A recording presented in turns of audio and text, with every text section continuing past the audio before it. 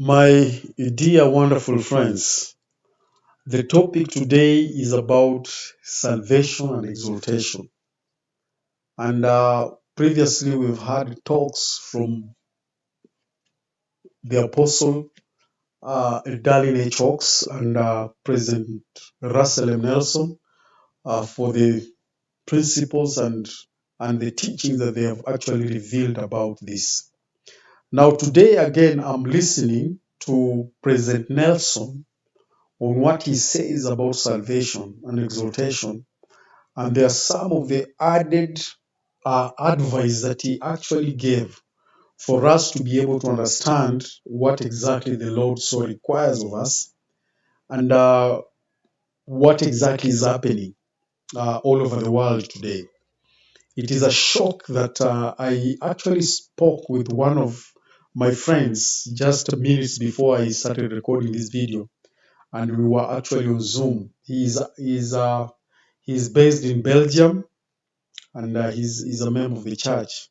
And he was telling me things there, what exactly is happening in Western Europe. You'll be shocked, my friends.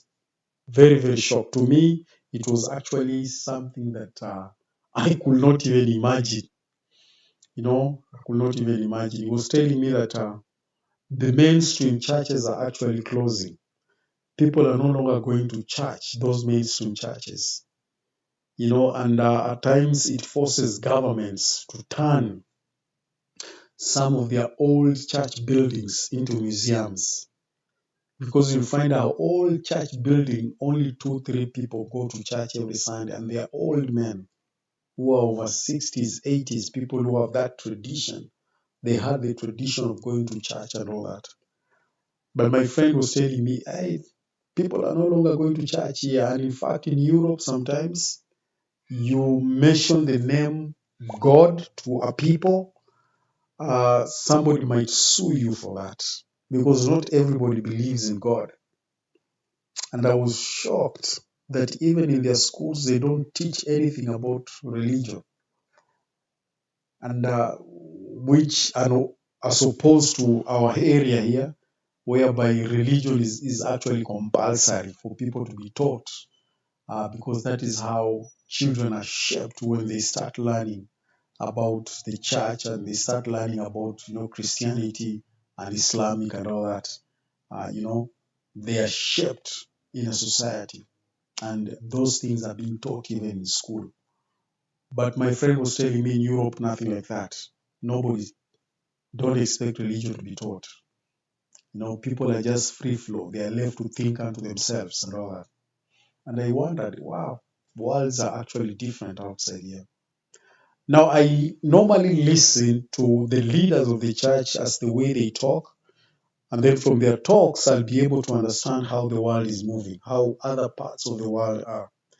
And I listened to Russell M. Nelson some time back when he was talking about this talk. And I would like just to welcome you so that you can listen to what the prophet actually said here. Please welcome. Salvation is an individual matter. Exaltation is a family matter. Only those who are married in the temple and whose marriage is sealed by the Holy Spirit of promise will continue as spouses after death and receive the highest degree of celestial glory or exaltation. A temple marriage is also called a celestial marriage. Within the celestial glory are 3 levels. To obtain the highest, a husband and wife must be sealed for time and all eternity and keep their covenants made in the holy temple. The noblest yearning of the human heart is for a marriage that can endure beyond death. Fidelity to a temple marriage does that. It allows families to be together forever. This goal is glorious. All church activities, advancements, quorums, and classes are means to the end of an exalted family. The full realization of the blessings of a temple marriage is almost beyond our mortal comprehension. Such a marriage will continue to grow in the celestial realm. There we can become perfected. As Jesus ultimately received the fullness of the glory of the Father, so we may come unto the Father and in due time receive of His fullness. Celestial marriage is a pivotal part of preparation for eternal life. It requires one to be married to the right person, in the right place, by the right authority, and to obey that sacred covenant faithfully. Then one may be assured of exaltation in the celestial kingdom of God. That is powerful there. That's a powerful teaching from the prophet there. That it is necessary for all of us to be exalted, because that is what the Lord wants us to. He wants us to be exalted. And I like what he explains, that the yearning of a human being, or the yearning of all humans, was about a marriage that can actually last even beyond the veils of mortality. Because at times it doesn't make sense. God gives you a loving wife or a loving husband, and then you are only there for time. Then after some time, he's passed away, and you end up not actually seeing this person again for the rest of your life. Was that how life was actually insinuated to be? Sometimes people will ask themselves that, because there was a time I had a tragedy of a marriage of a young couple who had just been married, and they were immediately just after marriage, they were heading towards their honeymoon in one of the towns in Kenya called Mombasa, because Mombasa is the coastal area. And as they were heading towards their honeymoon, they ended up getting an accident. And that was the end of their marriage, because all of them died. They lost their mortality. So there's a lot of things that are happening in mortality that people will ask themselves as to why is this happening? Why is this? Because you have a loving father who takes care of you, and all of a sudden he passes away, and you may not actually be able to see him again. Was that how life was intended? Because with me, I've lost brothers and I've lost sisters. I've lost my father. I've lost my stepmother, whom actually raised us very well. And at times, sometimes when I sit down and I think, like, will I be able to see them again? Will I have an opportunity even to see them again? And at times, you ask yourself those questions. And I remember at one time, one of my brothers and siblings came to me and asked me, will we be able actually to see our dad again? Because now they believe that I have a message that will be able to, I understand these things. And I told them, yes, we will be able to see them again. That is only if we are faithful with the promises that Heavenly Father has revealed, we will see them again.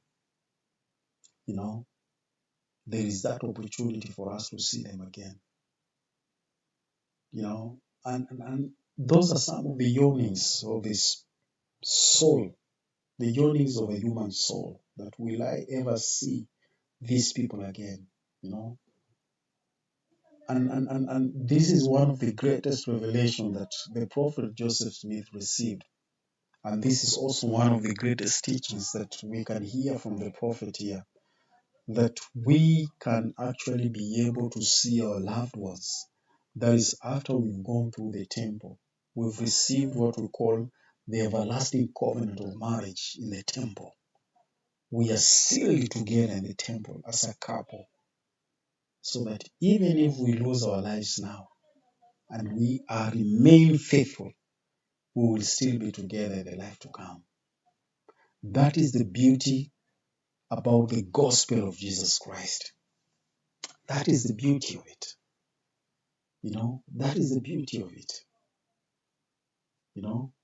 And that is why members of the Church of Jesus Christ, because of the knowledge they have, even when they lose their loved ones, they know the Lord will still provide a way for them to see them. They will still see them in the life to come. Because why? Because they are sealed together. Like President Russell M. Nelson gave a testimony at one time when his first wife died. And he gave a testimony that how he is assured that he will be able to see her again. And that is one thing that is so powerful, my wonderful brothers and sisters. That is something that is so powerful in our lives today.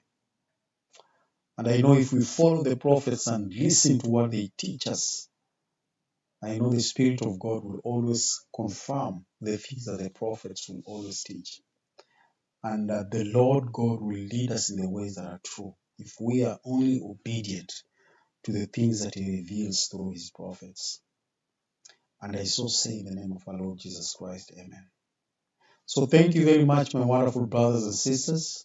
And there is another talk that we are going to listen to. Please make sure you watch the next video, whereby Elder Christopher Todd Christopherson is also explaining some of the things in the everlasting covenant that we make with the Lord in the temple. See you in the next video.